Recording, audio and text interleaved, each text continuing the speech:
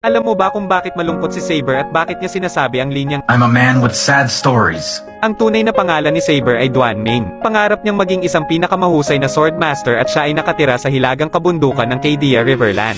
Naging master niya ang dating alagad ni Great Dragon na si Master Longma. Dahil sa kanyang ambisyon nagtulak ito sa kanya upang humanap ng malalakas na kalaban. Hindi sumang-ayon ang kanyang master at sinabing hindi pa ang tamang oras dahil hindi ka pa tunay na manlulupig gamit ang espada. Hindi nakinig si Duan Ming at naglakbay pa rin ito. Tinalo niya ang iba't ibang mandirigma kabilang na ang mga tagasunod ng Dragon's Altar. For 10 years, I have sharpened my sword for this moment.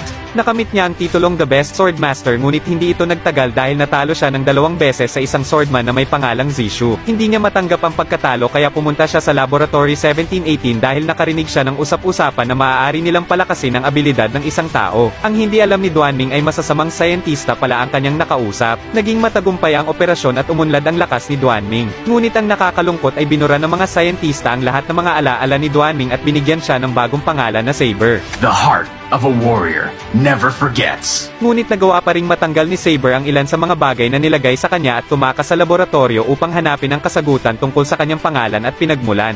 Nagalit ang mga sayentista at ipinagpatuloy nila ang kanilang mga masasamang proyekto kaya ginawa nila si Alpha na kalaban ni Saber.